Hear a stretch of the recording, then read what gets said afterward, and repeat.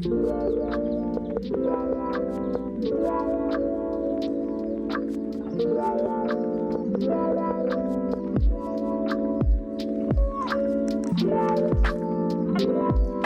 team, E231, another video today. Long video, probably multi-part series with the 211 again. So as you saw probably a couple of years ago, we did videos on the rear airmatic suspension, and we also did one on the gearbox as well, fixing a rear main seal leak. And coincidentally enough, I've just done a rear main seal on my W210 E55. The video should be up by now by the time you see this. But yeah, what are we doing on the E55? Well, it's quite comprehensive. So we'll just go through briefly what we're going to do to the car, the parts we've got, and other things we're going to do to mint the car up. Basically, my end goal is just to give the car a bit of a birthday. It's just clocked over 200,000 Ks this year. It drives really good, but I really want to just give it a bit of a tidy up. I was supposed to do it last year.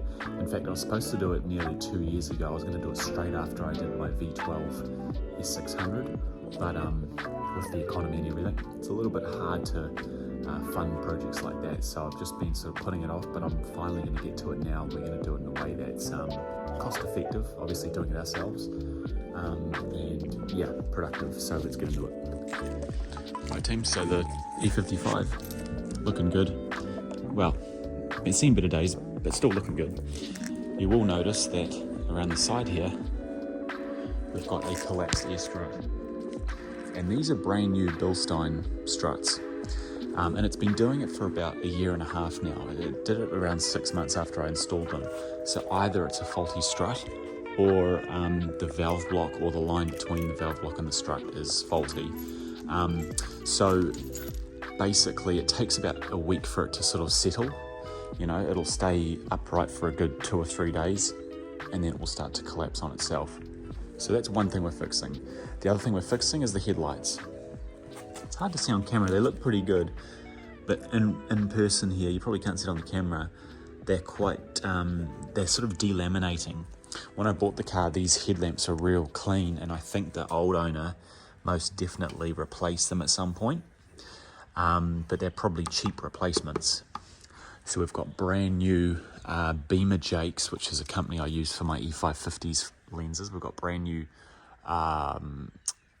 lenses there ready to go. So we're going to put those in. I've also got these beautiful leather seats team out of an E55 W211, like actually mint rear seats, like totally mint. It's just a shame they won't really suit this car because the design of the seats is different. Anyway, we're doing that, and we're also putting a new bumper on. From the day I bought this car, it's always had a broken tab here, and the bumper's always sort of stuck out slightly, and it's just, from day one, it's just driven me nuts. So I'm finally removing this bumper and putting a used one on. It's also getting a bit of damage on it as well, down here and down here somewhere. One of these sides, oh there it is, yeah. There's just little defects on it. The bumper's perfectly fine, it just needs a good redo, but I'm gonna buy one that has a tab on it here so I can mount it properly, because apparently the places I've taken it to will not fix this. They say it's not possible to fix it, so I'll show you once we pull it off. Cool, so we're doing the front bumper, the front headlights. I really want to get a dent guy in to remove all the dents on the car. There's not many, but there's still a few. You can probably see just some of the little dent marks on the side of it there. So get rid of those dents. And we're also going to end up getting the wheels done again, resurfaced. Especially the backs, but also the fronts. I had them redone when I bought the car, and I put brand new caps on. We'll remove these and give them a bit of a clean up, because they're still in good enough condition. They're about $30 each, so I don't know if we need to replace them, but we can tidy them up. And yeah, we're also going to put brand new Michelin Pilot Sport 5 tyres on the back as well, because my PS4s are getting a little bit old. What year are these ones? They are, where's the date stamp? They are 3819, so they're pretty much already 5-year-old tires. Yeah, and yeah, they've had a good bit of burning at the back, so they need to be done. So yeah, we're going to do those probably right at the last step. When we do the mags, we'll do the tires first, then we'll do the rims, because I'm always scared of tyre shops wrecking rims just after they've been repainted. So you always do the tires first before you do them. Cool, okay. Right, so what we need to do is get the car up on the hoist. There is some hidden damage that I haven't spoken about yet or mentioned that happened a while ago. I'll just get it set up on the hoist first though.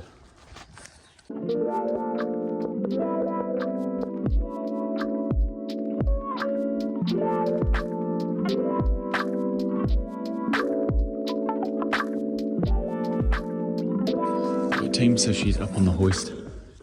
She's not happy, and I'll tell you why. She's got quite a major oil leak from the front of the engine here. You probably can't really see it, but there's a massive amount of oil buildup in behind where these belts are in here. And there's also been oil buildup and leakage. Yeah, you can see it sort of everywhere down there on that hose, even that main oil hose that connects up to here. But we've got oil leaking. Jeez, yeah, really bad oil leaking from the valve cover here, and it's all just made its way down through all the other bits and pieces. It's sitting there on the hoses for the steering system. So we're going to take all of that out and redo it all, clean it all up, put it back together again nicely. But the main job we're doing here, team, is we're removing the whole front of the car. So pretty much all this is coming off, all of it, everything, all the radiators. We're exposing the front of the engine. We're going to remove all the belts, all the accessories. We're going to remove the timing covers. We're going to remove the valve covers. I do want to scope the cylinders just while we're here, and actually we might do that as one of the first things possibly. I'll probably do it once I've got this off. We'll do that, but I want to see what the spark plug bores look like. Sorry, the spark plug bores. The what do you call it? The cylinder walls, just to see if there's any scoring or damage. And yeah, pretty much give everything a real good clean. I don't know how we're going to really do it, but we'll try our best. Even just like, look at all the dark black mess in the engine bay here. It's just filthy. And even the hood, I'm wanting to really disassemble the hood, get the hood fully repainted inside and out in the original alabaster white color, because for some reason the paint of the hood it's either been repainted at some point, or these have been repainted the wrong color at some point, but they don't match. So I'd like to have the hood fully, like, just, you know, stripped back to basics and repainted mint, and get like a new firewall, get a new sound insulating pad here, and a few things like that done. So yeah, it's a big job. It's not an engine out job, although in saying that, depending on what we find in the cylinder walls, maybe it'll be an engine out job. I'm sort of hoping not, because I just daunt at the task of doing another engine out job, but it would be fun as well. But yeah, so to do this job, we have bought a actually, and we've got a brand new radiator that I've had literally sitting here for like a year already. Brand new OEM Nissan's radiator, and yeah, we've got this bar here. So this bar goes across and mounts on each side. I need to fix my American flag, sorry. Someone in my comments said that a while ago, to hang the flag properly, and I need to still do that, just FYI. I really want to do this place up and have like nice American, German, maybe Japanese flags for the different regions of cars, and also for the brands as well. But anyway, yeah, so we've got the engine, you could say hanging tool or support. So it goes over here, hangs in the middle. We mount it to, I believe, these two here, and I think there's an eyelet at the back we can mount it to, and that'll allow us to drop the subframe of the car fully out. and have the engine stay in place. Obviously the transmission cross member stays in place as well. Yeah, so she's a mish. But back to this, the oil leaking team from this engine, and I knew it was going to happen at some point, but I didn't realize so soon. Some of you might guess already, but the oil leaking caused the belt here, not the supercharger belt, I've removed that, but it caused the main drive belt to snap one day when I was driving, and my steering went very hard all of a sudden. My cooling system stopped working because the water pump runs the cooling system, so you start to overheat. We lost the alternator, the battery light came up on the dash, and yeah, we were luckily only 10 minutes from home, so I drove about half the way, and it started to get hot, and I stopped the car straight away, and I ended up actually coming back myself in another car after I got picked up, and I replaced the belt on the side of the road and pulled a lot of the old belt material out. But the old belt, and as usual I don't have photos of it, sorry, but the old belt was literally just like spaghetti. So thankfully it didn't do too much damage from what I can see, but there is now a loud squeaking noise when the car's running that I think it's from the crankshaft pulley. It literally, as people say, it sucks the belt behind it, but luckily there's only a little bit there, and I think it's just rubbing on it. You can also see from my engine cover here, team, it's literally snapped and like just scratched all the way up through here. It literally blew the this little thing out, like it popped it, obviously whacked it and smashed it out of its whole holster there. So thankfully I found it. We just need to clean all this up and mount a brand new badge, just little things like that. It's not a major at the end of the day. So yeah, let's do a scan first and get our baseline, just see what the car's got on it. So we'll hook up our star scanner and we'll set up DAS and see what she says.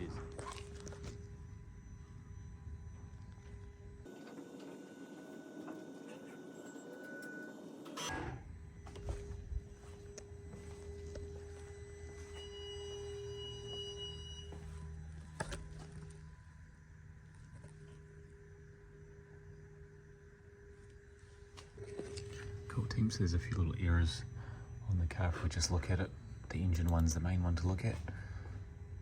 Fault codes, what do we say on here?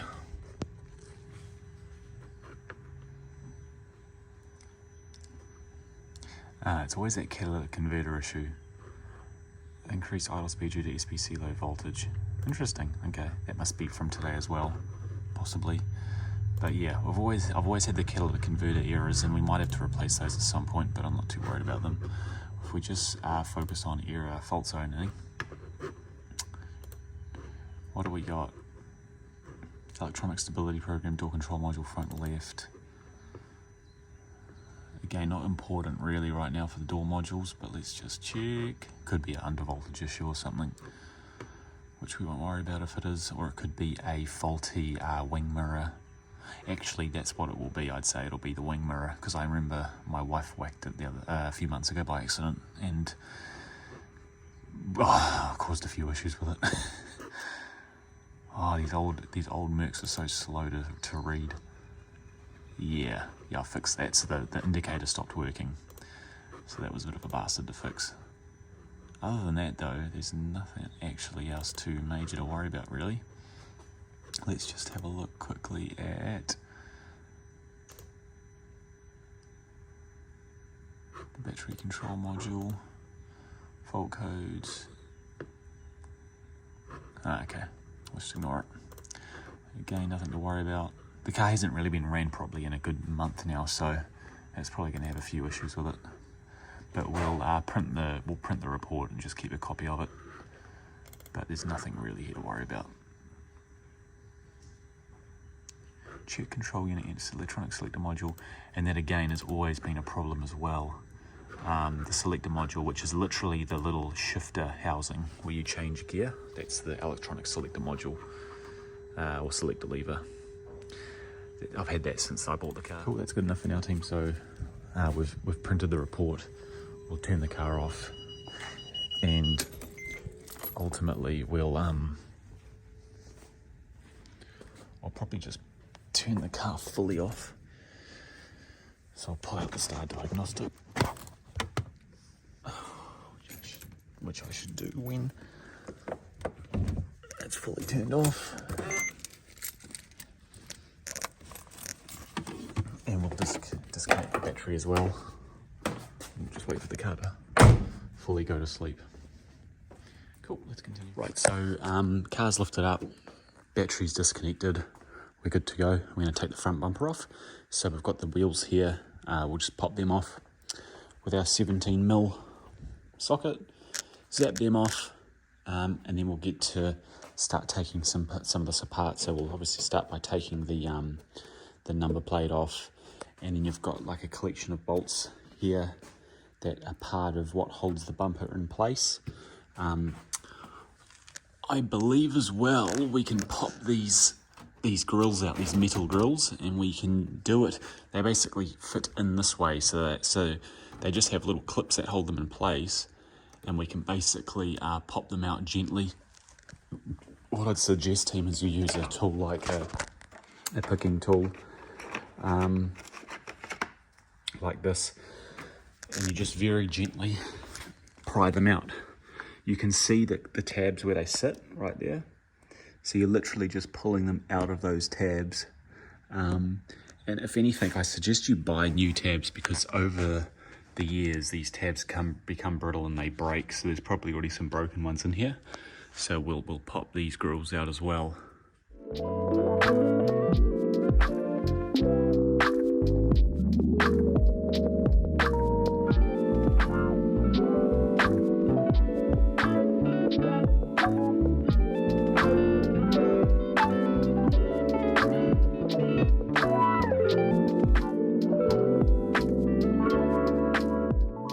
So we've got that stuff out, got the grills out.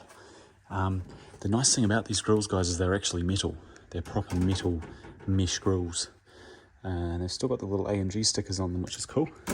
Stuff like this, like parts like this, in 10 years or even 5 years will start to become very hard to find as these cars get older. And obviously stuff like that Mercedes won't manufacture anymore. So, right, so we've got the intercooler here for the supercharger. It looks like the original, doesn't say the date on there, does it? Yeah, 2004, yeah, so it's an original. So this car's never had any major crash damage that we'd be aware of. Funnily enough, I have replaced that water pump there before on this car, and it's already got a bit of corrosion on it, even though this car's garaged pretty much 90% of the time.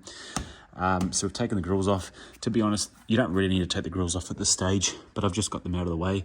The previous person who took these grills out struck them back in with cable ties, but I've bought aftermarket brand new ones of these. So yeah, here's one here. So when we reinstall it on our new bumper, we'll use proper nice, they're not genuine, but they're aftermarket plastic clips instead of cable ties, just so it's a little more legit. But if anything, what I'll probably do is, because I'm going to keep this bumper and just sell it as a used bumper, because it is fine, it just needs a repaint. But even without a repaint, it's still pretty okay if you just want something cheap and easy. I'll probably just take all the good parts off it, take all the chrome strips off it, and just sell it as a bare bone bumper. So if someone's got something they want to use it for, they can use it. But yeah. Anyway, we've taken off the wheels. So now we'll get into the wheel well disassembly, and we only have to take off the front half. So we've just got these 10mm plastic nylon nuts. One there? Oh. Well, there's definitely one in there anyway. So just spray a bit of CRC, a bit of WD-40 on them first, and then we just use a pick tool to pull these ones out. So just use a pick and pull the middle piece out, and then once you pull the middle piece out, you can literally just with the pick ping the rest of it out. Again, this one here, the same thing. Look at this 2-year-old Bilstein's shock absorbers. Look how dirty and filthy they are. It's so disappointing. They were so nice when we installed them in the video 2 years ago. They're stuffed. Look at that. That's come off. Oh no, hasn't come off. It's just not mounted down properly. I must have missed that. So yeah, we'll take all that off, get these out of the way, and that'll give us access to these rails here, which help disassemble this part of the bumper. Yeah, so we'll get into that now, team. As a safety precaution, I like to wear, we're not working on the brakes, but I do like to wear masks. Like wear a mask when you work in this area, because obviously there's a lot of brake dust, which is very toxic. Well, not in the short term, but in the long term it is. So just wear a mask if you can. And yeah, we'll get both these sides out. Let's do it.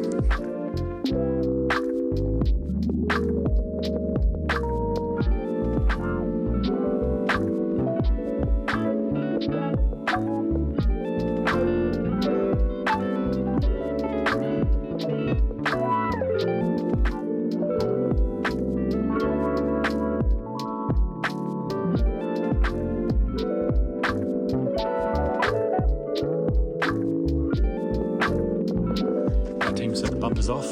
Now one thing I did forget to mention was that, yeah, the temperature sensors there, fog lights there, our what do you call it, our Parkotronic connector here. So on the left hand side, or the driver's side in America, or passenger side in New Zealand, you've got this harness, and it's a weird connector type. This pops up. So you connect it first, and then this locks over the top of it, right? And it's obviously supposed to mount somewhere on the bumper. No, maybe not on the bumper, but it's supposed to mount somewhere. But my one wasn't, it was just hanging free, so I need to figure out where it actually should sit. But I'm not going to worry about it right now. It's obviously somewhere here. We'll do it when we put it back together. But what I did do is, when I was working on this team, you've got to note that here is the valve block for the Airmatic. So you've got one line in and then four out for the... yeah, you've got one line in and you've got four out. But one goes to the reservoir, which could be the blue one there maybe. Yeah, the blue and the red. Those two go back to the back of the car where the reservoir is, and one for the rear airbags, and then one of them is what do you call it, one of them is, and then the other two are for your front, left and right independently, but one airline goes back to both airbags. I believe the back suspension is only operated both at once, they're not independent, whereas the front, left and right are independent. But what I did do is I knocked this gently, which to be honest isn't a bad thing, and I heard air coming out of it. So that tells me either I've just made a leak now with it, or it's had a leak for a while and I've just cracked it enough to make it a little bit worse. So I'm gonna find out what exact hose this is, because it looks to be black and not white like this one, so I might have to use a different hose, but we'll obviously replace this hose here for good measure with a brand new one. And I'm also thinking about doing the same for the left Airmatic strut. It doesn't tell us what colour it is. There's a bit of green in there though, team, so it could be the green line. That could be the line there for that left strut. And I'm curious as to whether I should just replace the Airmatic line. And this one's got no colour on it, but it looks like there's possibly a bit of blue in there somewhere. So we could look at doing that as well. A little bit concerned, it looks like a bit of oil buildup on these harnesses, which is a bit strange, so I wouldn't mind looking at that as well. Yeah. Cool, okay, so bumper's off. Now I'm going to take these headlights out, and to do that you've obviously got the headlights mounted here, on the top here as well, and if I'm not mistaken, oh, there you go. There's one there too. So they're all sort of mounted in a way that can be adjusted. So you've just got to be careful about how you approach pulling them out.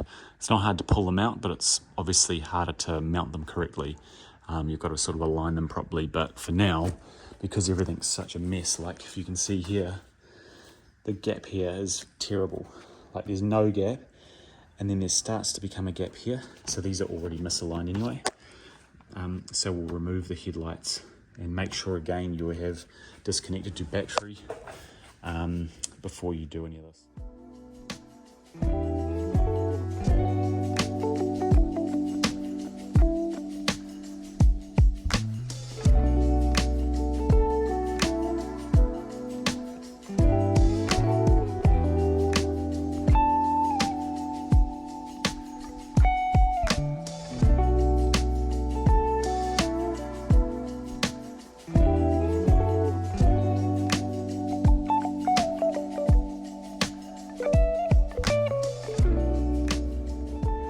Right team, so the headlights are out on the 211.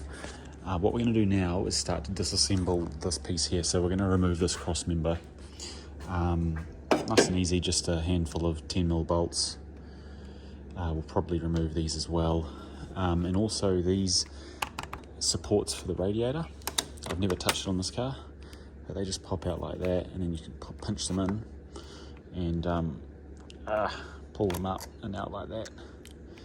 And they just sit in like a little rubber seal there. Pop these out, pop these out, pop all these out. We'll try and clean them when we reinstall them so they look like new. Just being fussy. Yep, pull these out. So yeah, not too hard. Grab those out. I'm trying to remember what those are. I actually don't know what those are, team, but we'll pull this all out. We'll also pull the rubber here out as well to give ourselves some room to get all that out. And then we should be able to lift this fan out. And also, yeah, well, there's the connector right there. Simple, done, that's that. And yeah, I have to put my gloves on.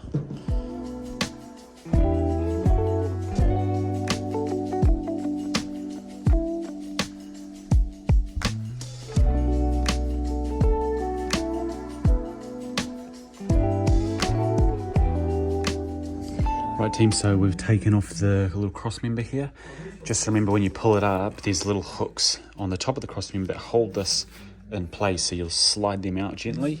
And then obviously we're just starting to take off this shroud here, this baffle around the side here, and you'll see that there are small little tabs here that hold it in place. So we're just going to pop those out, and it should sort of pop out nice and easily.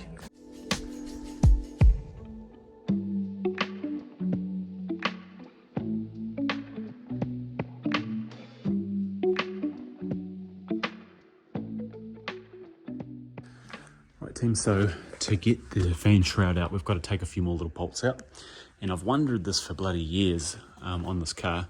So on the computer on WIS, and when looking at it here, we've got, see a little screw, little torque screw that goes through there, and then you've got this little thing here that pops into that plastic bracket, and it holds this hose in. See, this whole assembly clips into that bracket and screws in there using this little screw here.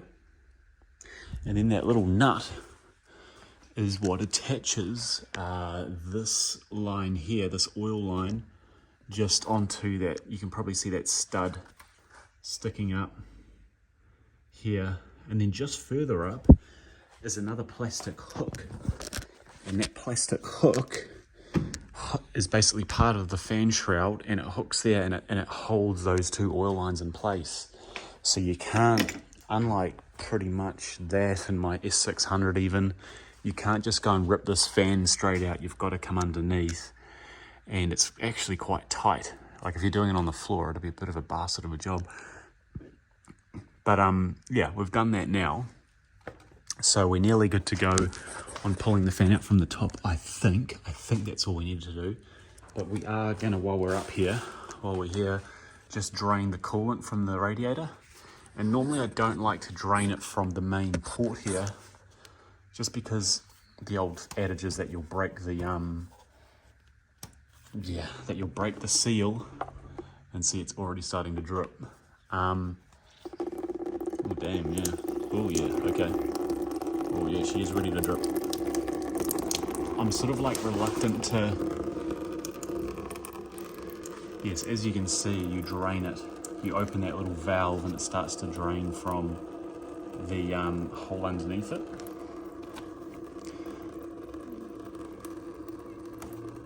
I should probably be careful I don't let it have too much. But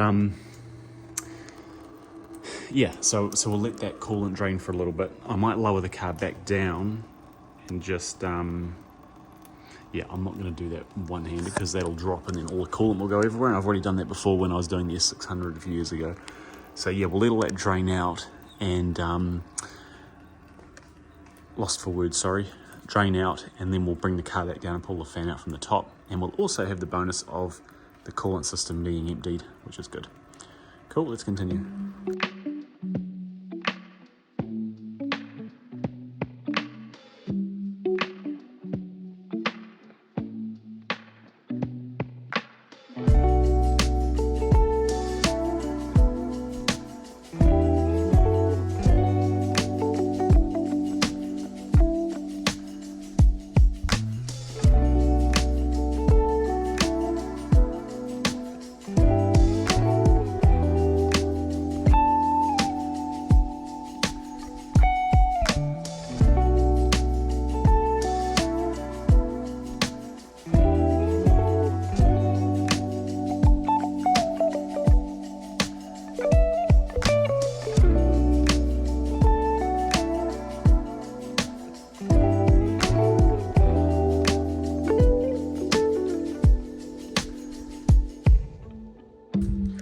Right team, the E55 is bleeding out. Bloody coolant flowing out of it, oil flowing out of it. Absolute mess. I used to clean the floor before I worked on these cars, but now I don't even bother because it just turned into such a mess. So interestingly, I didn't actually realise, and I'm sure some of you may already know this, but new to me. So you've got an oil cooler here for the engine oil, right? So you've got this line here, I imagine, that comes from, oh, I can't see, it goes up. It looks like it comes from, sorry, I don't know what way it goes, but it obviously comes from the top of the engine up there, through here, through this radiator, it's got an electric fan on it, and then it goes to, Jesus, I'm gonna slip over and kill myself, and then it comes through here to this little oil cooler, which is an AMG special oil cooler. I got a quote for that this morning for a brand new one of these, is $1,700 New Zealand, so about $1,000 US. So yeah, nah, I don't think I'll replace that. There's nothing wrong with it, it just looks a bit meh. I suppose we could always just give it a quick sand out, but yeah, who cares? If anything, we might need to buy a new, shit, should have done that. Sorry. So what I did realise though is that there's been a bit of a ding here at some point. Don't know what from, but something smashed into the intercooler here. It's just weird because, yeah, it's not bad. It's just like being bent upwards, and the mounting bracket as well has been bent on it. So yeah. Anyway, to take this bottom cooler out, all we have to do is zip off those two nuts there, and then this should, I think, just sort of fall out. Might be totally wrong, but we'll give it a go. Actually, we'll take these little clips off first. It looks like they're part of the plastic shroud that covers it. So we'll pull those off quickly and take that cooler out, and then we should be able to get to pulling the actual intercooler for the supercharger air cooling, intake cooling.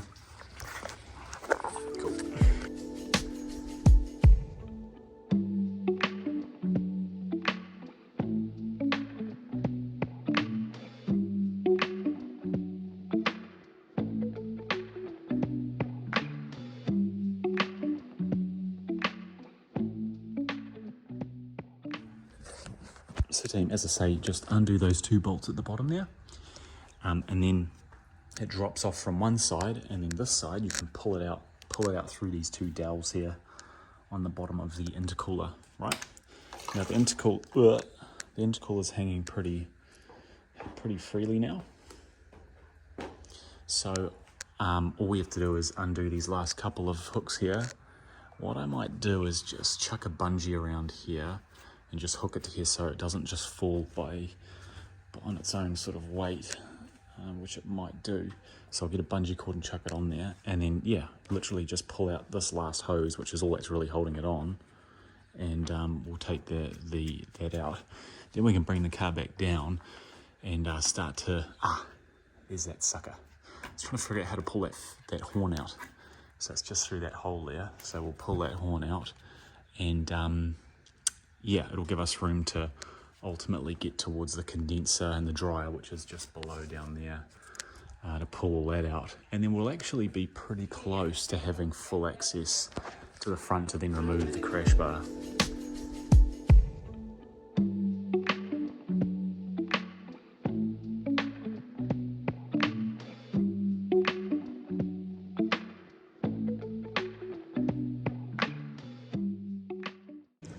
Right team, so I've taken obviously the intercooler out.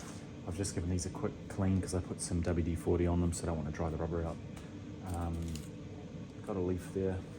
What I'm going to do is this is the AC dryer. Now obviously we've already degassed the AC system.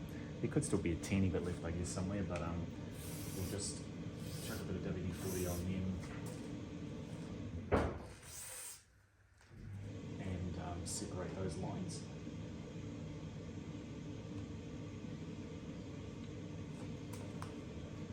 From what I can see, we'll probably, yes, the AC dryer is mounted to the condenser.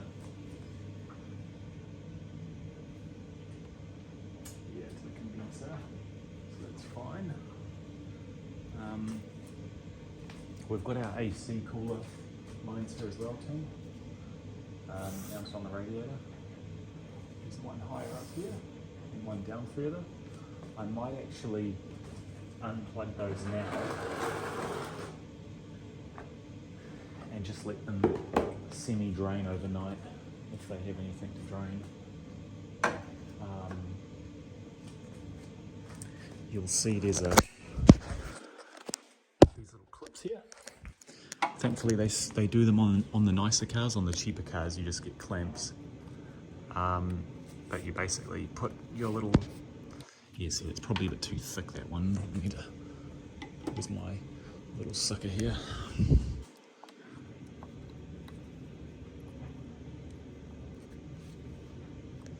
You just pull these clips out.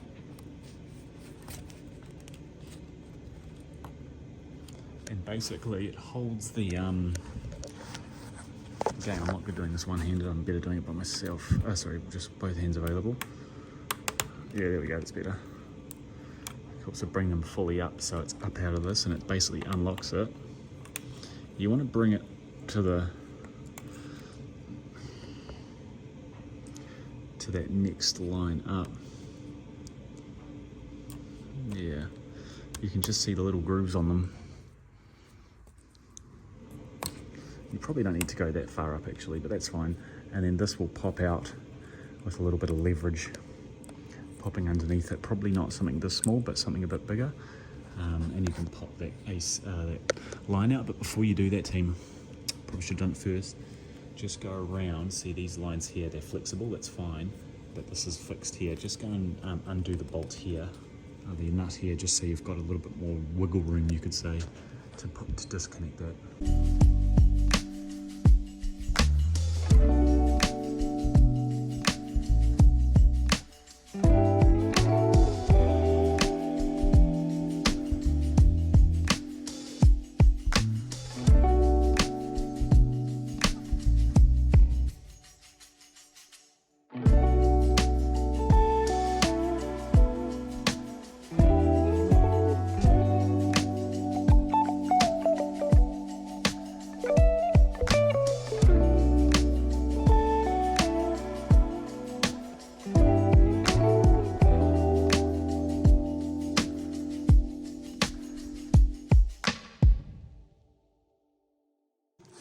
Right team, wrapping up a couple of hours of work, so a bit of transmission fluids draining here from the two lines that go to the transmission cooler.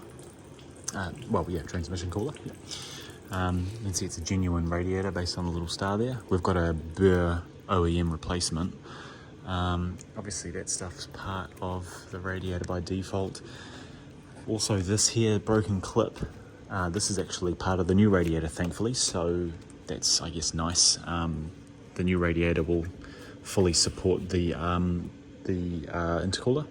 And then yeah, we've got little plastic bits here that hold the condenser in place, so we won't worry about that now, but that'll attach to here and separate the radiator and the condenser.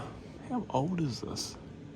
Damn, this is an original radiator in this car, 200,000 kilometers, 20 years old. 20? Yeah, 20. With a Valeo, there you go. That's the brand there, Valeo. That's an OEM brand. I think I bought a Burr radiator. What? Yeah, I think so. But like, look at that. Some radiators in cars pop after like 3 or 4 years. I'm trying to think of a car where I've had that happen. I think it was it's a car I had ages ago. It was leaking coolant. It might have been a Mercedes, or it might have been a BMW, or it might have been a Subaru. I can't remember. Anyway, but radiators normally don't last that long, and this one's lasted ages. It's still perfectly fine, like it's not leaking, it's not cracking. When we pull it out, we'll have a quick check over it, but I'll end up probably just keeping it as a spare on the shelf for any other future projects we buy where I don't want to spend a lot of money on a brand new parts. Because this car's my baby, I obviously want to I'm happy to spend money on brand new parts, even if it doesn't need them, because I want to preventatively maintain it. I want to drive this car down 10 hours away from home and not worry about the radiator cracking all of a sudden. So yeah, anyway, that wraps it up for today, team. We're gonna finish it all here and come back tomorrow.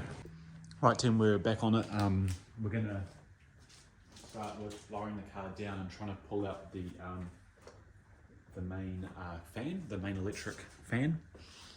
Lift that out, gives us enough room then to get to the rest of the hoses surrounding the radiator, and also some of the AC lines and stuff as well. So I'm not really following the workshop manuals or anything, and saying that I don't believe there's one specifically for, you know, disassembling the whole front end. So we're just sort of working our way through each layer, I guess you could say. Start with the bumper, the headlights, and just keep working our way down. But apart from the condenser and the radiator, we've nearly got the front end exposed. So we're making progress. Let's go.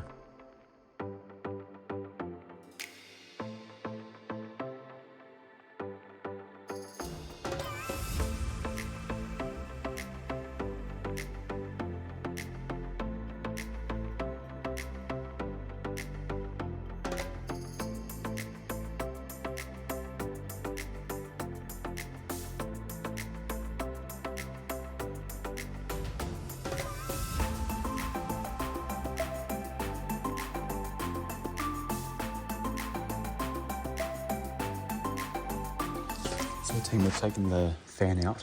It definitely gives us a lot more room now to do what we need to do. So you've got this hose here I've had to pull out, and this hose here I've had to pull out. So you just spray it with WD-40 first, because obviously these have been on here for a long time, and then you're just pulling up this clip, and it moves this lock up, and it allows you to then pull this out, and you just sort of, you know, just grab on it and just jimmy it slowly out. I also used a flathead screwdriver. You can prong it between the gap here like that and just slowly pinch it out, and then eventually you'll be able to wiggle your way out of it. Same with this one over here. Cool. When you pull out, remember our radiator has little hooks, our fan has little hooks on the back of it. So you need to sort of push the stuff away, these oil lines away, so you can then pull the fan out with the hook on it and stop it from grabbing on and holding onto these hoses as you pull it out. Cool. So we've just got, I thought we had more than that, but we've only got one more little connection there, which looks like it's part of the intercooler circuit. So just down here, team, that little hose there, just there. I'm going to do the same. I'm going to move the little tabs and pull that hose out. And then we should be able to lift the radiator out while at the same time just pulling these hoses here out. And it should let us just lift. We should just be able to lift it straight up off the off whatever it's mounted to. Cool, so we'll do that now.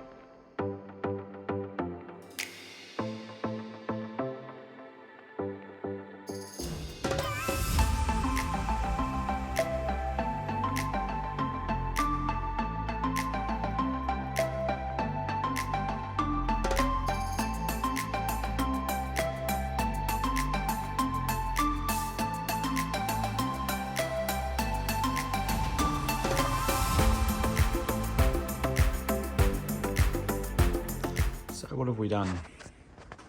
We've pulled the radiator out. So to do that, as you saw, we had to disconnect the hoses. You got 1, 2, 3 hoses here.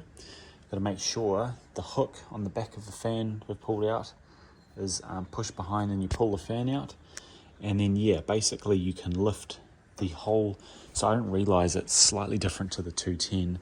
The condenser and the condenser and the radiator are together, so they're linked together. Basically the condenser sits on the radiator and the dryer. So you saw at the bottom there, I've removed the 2 AC lines here, the low pressure and the high pressure. The high pressure, the hose actually had a bit of charge in it still. I don't know if it had any gas in it, but it definitely had some charge in it, so I pulled it off and it went psh. Lucky I had my mask on and stuff, but and then there's just a bit of oil coming out of it for the compressor, I believe. So that's all good. Yeah, then we lifted it out. You've just seen me disconnect these 2 hoses here, which are the power steering cooling lines. So they link onto the power steering cooler, which is that there with the 2 little cooling racks there. And that was the last piece to come out. So when we reinstall it, we need to put that back in first, hook it up, redo the clamps up, and then the radiator goes in, and then that sits in front of the condenser.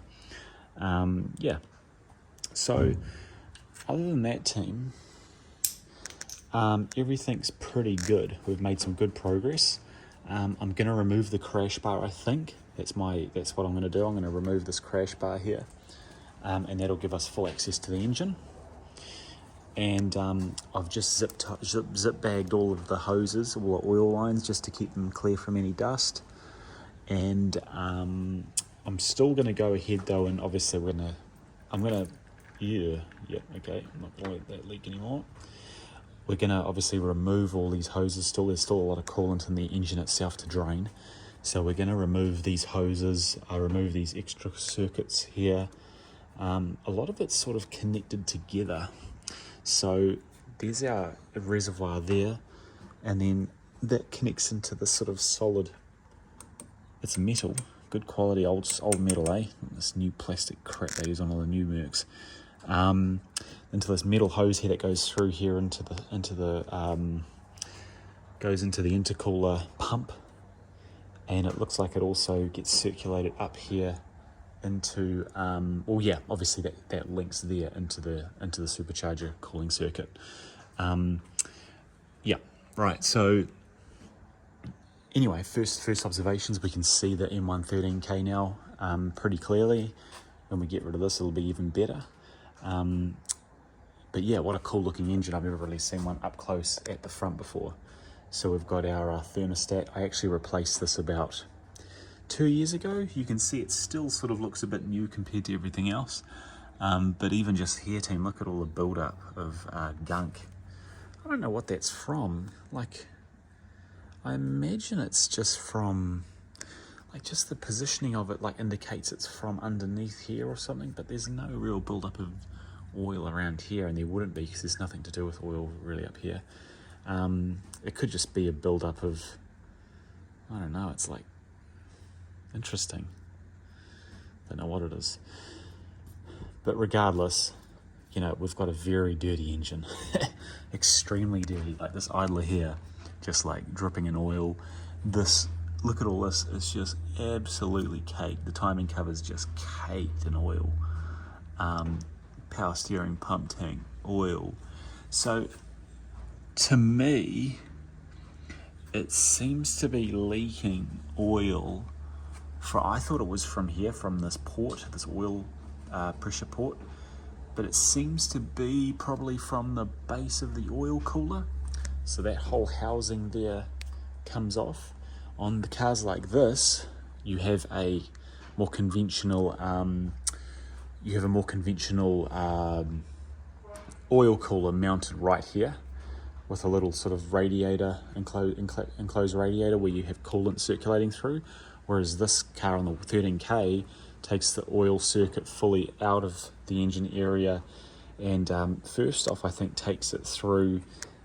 It either goes in this way or out. I'm not sure, sorry, but let's just say it goes. I'm just trying to think. It probably comes in this way and comes out through here. I might be wrong, team, but just bear with me. Oil line goes through here, it goes into this cooler here, into this oil cooler that's got an electric fan on it. Then it comes through here and it goes through this oil cooler here, and then it circulates back up into the system here, back into the engine. At a guess, I might be wrong, but that's just what I'm thinking. It obviously runs through two sets of oil coolers, so it's a little more complicated than the 113. And yeah, as I say, we've got other lines here, which are our power steering lines here. Yeah, coolant circuit, hoses, another one here for the thermostat, and this one has a plastic little connector in it here that has the little flimsy plastic line that goes into the expansion tank there. And you can see my expansion tank's already getting a bit yellow. I replaced it about 2-3 years ago now. And yeah, interesting to see it's already getting a bit old looking. We can also see that my air filters are actually well due. So I think I've already purchased new filters on the shelf. But yeah, I'm going to step away now. I'm going to come back to it. I'm going to start just cleaning up, removing more of this mess here and getting our crash bar off so we can get into, probably first things first will be to put our crank pulley holder in and crack the crankshaft bolt before we do anything else, and then we can just slowly start disassembling all the parts of the engine here so we can get into the good stuff. Cheers.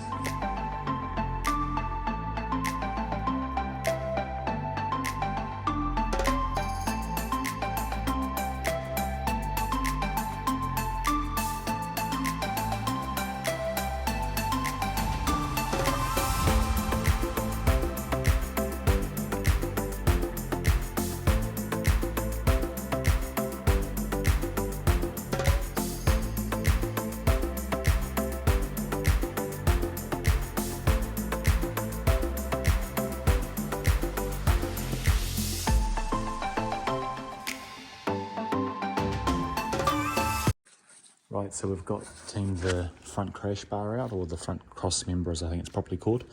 So there was a few ways to do it. Obviously we could go to the depths of taking these Torx bolts out here, but they're hard to get to, and if I did take them out it would also mean I've got to sort of unplug all this sort of stuff here on each side, and yeah, I don't see the point. So we just end up having two big bolts here on each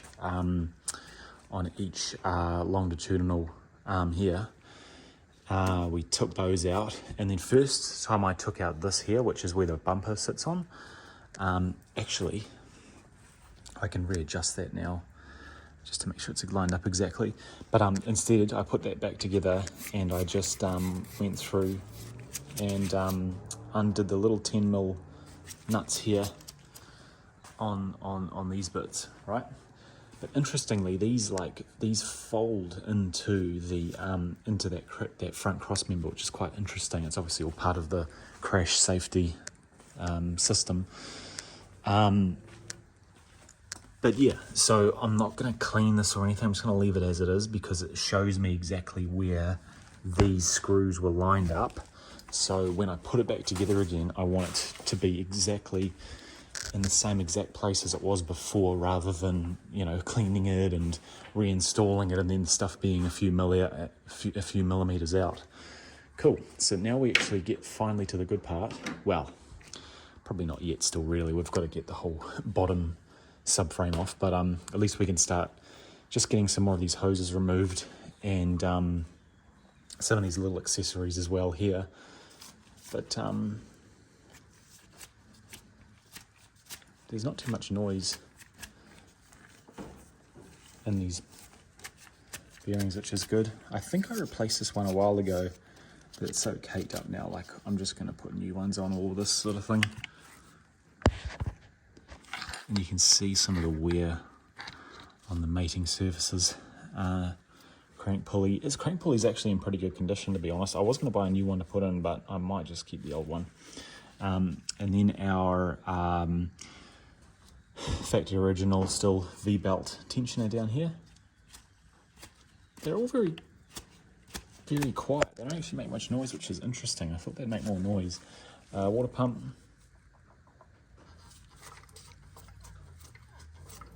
Water pump has a little bit of that sort of dry, rubbery sort of sound. A little bit of play. Nothing major though. Alternator. Spins nice. Yeah, everything actually spins pretty good on this.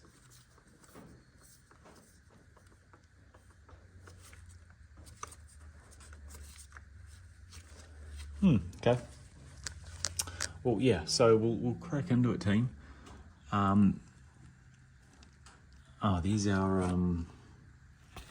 that in there, I believe, is our crankshaft position sensor. No, it's not. That's our camshaft position sensor. Sorry, crankshaft position sensor's on the back. That'll be our coolant temperature sensor in there, if anything. I think I replaced that. I'll need to look up.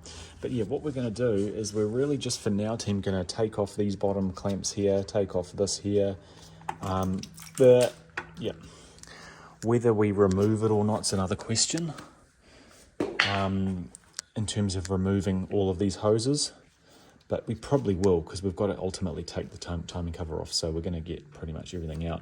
But you can just see the amount of mess that this belt coming off is made. Like, it's just gone all through here. It's marked all of this, which we can clean up. That'll be fine.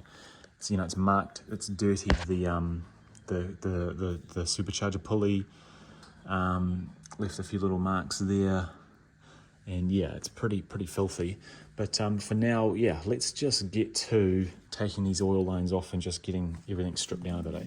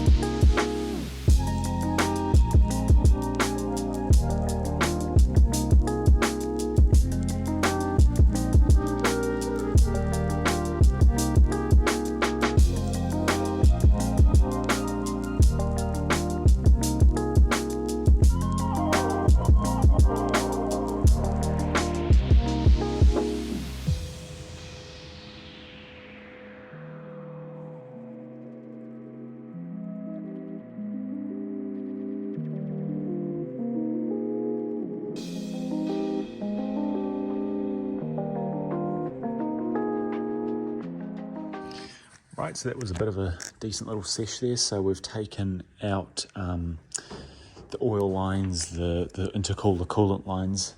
So that's this concoction here.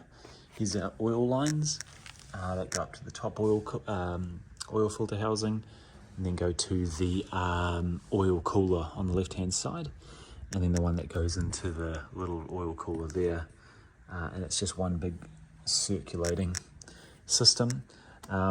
All solid metal lines, which is nice. Even the intercooler line, they use solid metal back then. I don't think they still do anymore. Most of that stuff's always plastic. These little plastic tees here are plastic though. I'm gonna clean them and just inspect them and see if there's any damage or cracking or anything. But they look okay, so we might even just keep using them. Thankfully, this car's been pretty well looked after its whole lifetime, like all the coolant lines, and even in behind the water pump and the thermostat, there's no initial corrosion or anything that we can see, so it's all pretty well looked after. But yeah, you can see how clean the engine sort of base should be.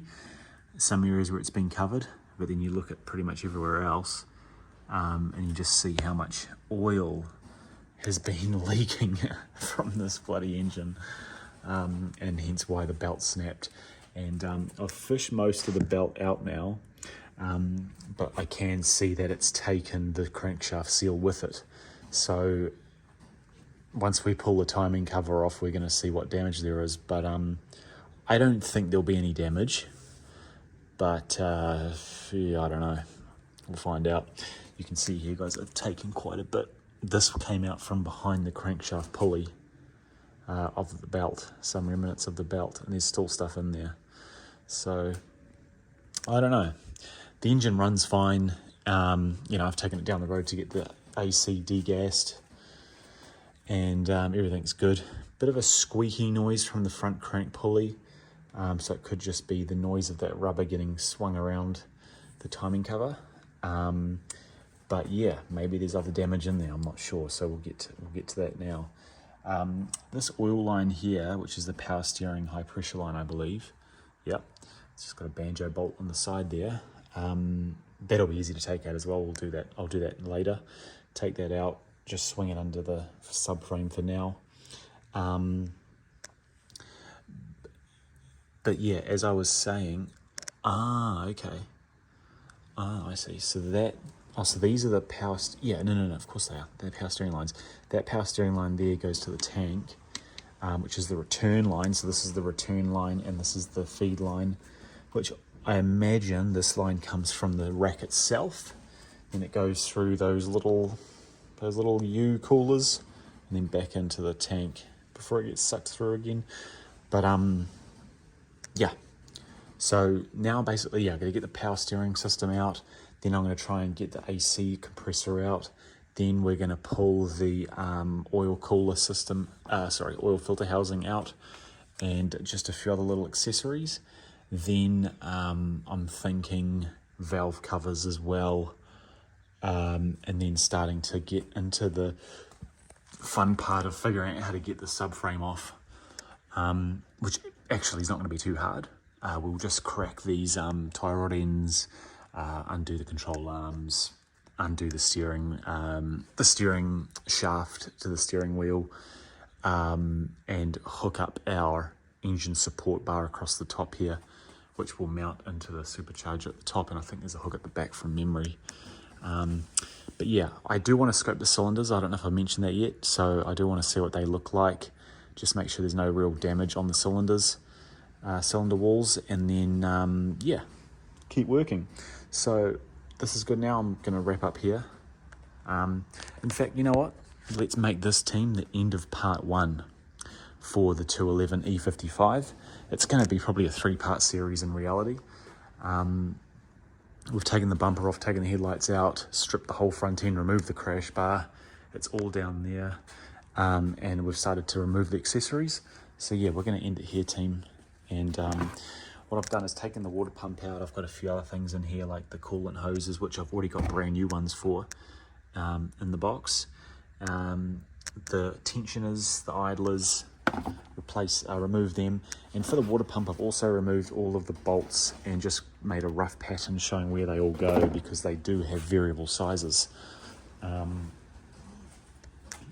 just to show you guys our nice new parts stack. Yeah, so like this is one of the hoses here. brand new hose. This one goes to the bottom of the water pump, and that goes into the radiator. And yeah, these are the other coolant hose, plastic on the top. I don't even know what I've got. I've just got parts galore, and I'm still short of a few actual parts I need. But we are getting a lot of new stuff put in here to literally give her another